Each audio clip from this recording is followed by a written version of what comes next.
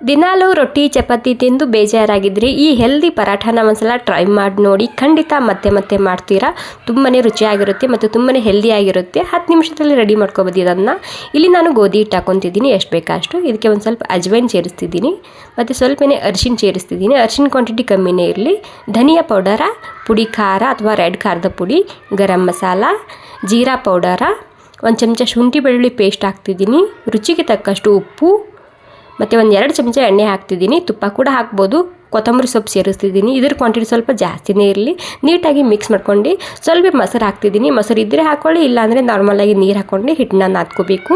ನಾರ್ಮಲಾಗಿ ಚಪಾತಿಗೆ ಯಾವ ರೀತಿ ಹಿಟ್ಟು ನಾದ್ಕೊತೀವಿ ನೋಡಿ ಅದೇ ರೀತಿ ಇದು ಕೂಡ ನಾದ್ಕೋಬೇಕು. ಮತ್ತು ನಾವು ದಿನಾಲು ರೊಟ್ಟಿ ಚಪಾತಿ ಮಾಡ್ತಿರ್ತೀವಲ್ವ, ಸೊ ಈ ರೀತಿ ನೀವು ಪರಾಠನ ಮಾಡಿ ನೋಡಿ. ಮನೆಯಲ್ಲಿ ಎಲ್ರಿಗೂ ತುಂಬಾ ಇಷ್ಟ ಆಗುತ್ತೆ ಮತ್ತು ತುಂಬ ಹೆಲ್ದಿ ಕೂಡ ಮತ್ತು ತುಂಬಾ ರುಚಿಯಾಗಿರುತ್ತೆ ಈ ರೆಸಿಪಿ. ಇಲ್ಲಿ ನಾನು ಗೋಧಿ ಹಿಟ್ಟೆ ತೊಗೊಂಡಿದ್ದೀನಿ, ಒಣ ಹಿಟ್ಟು. ರೌಂಡಾಗಿ ಲಟ್ಟಿಸ್ಕೊಂಡಾದ್ಮೇಲೆ ಇಲ್ಲಿ ಒಳಗಡೆ ಹಿಟ್ಟು ಮತ್ತು ಎಣ್ಣೆನ ಹಾಕ್ತಿದ್ದೀನಿ. ಮತ್ತು ಇವಾಗ ಇದೇ ರೀತಿ ಈ ತೆಳ್ಳಗದನ್ನು ಲಟ್ಟಿಸ್ಕೊಂಡು ತೊಗೋಬೇಕು. ಜಾಸ್ತಿ ತೆಳ್ಳಗಿರಬಾರ್ದು, ಸ್ವಲ್ಪ ದಪ್ಪನೇ ಇರಲಿ. ಬೇಯಿಸುವಾಗ ತುಪ್ಪ ಅಥವಾ ಎಣ್ಣೆನ ಹಚ್ಚಿ ಎರಡೂ ಕಡೆಗೆ ಕ್ರಿಸ್ಪಿ ಆಗೋ ತನಕ ಬೇಯಿಸ್ಕೊಂಡು ತೊಗೋಬೇಕು ಅಷ್ಟೇ. ಸೊ ಎಣ್ಣೆ ಹಂಚು ಕೂಡ ಬಿಸಿಯಾಗಿದೆ. ಇಲ್ಲಿ ಎಣ್ಣೆ ಹಚ್ತಿದ್ದೀನಿ ನಾನು, ತುಪ್ಪ ಕೂಡ ಹಚ್ಬೋದು. ಎರಡೂ ಕಡೆಗೆ ಕ್ರಿಸ್ಪಿ ಆಗಬೇಕು, ಆ ರೀತಿ ಬೇಯಿಸ್ಕೊಳ್ಳಿ. ತುಂಬಾ ರುಚಿಯಾಗಿರುತ್ತೆ. ನೀವು ಇದನ್ನು ಬಿಸಿ ಬಿಸಿ ಇರುವಾಗ ಮೇಲೆ ತುಪ್ಪ ಹಾಕ್ಕೊಂಡು ಹಾಗೆ ಕೂಡ ತಿನ್ಬೋದು, ಅಷ್ಟು ರುಚಿಯಾಗಿರುತ್ತೆ.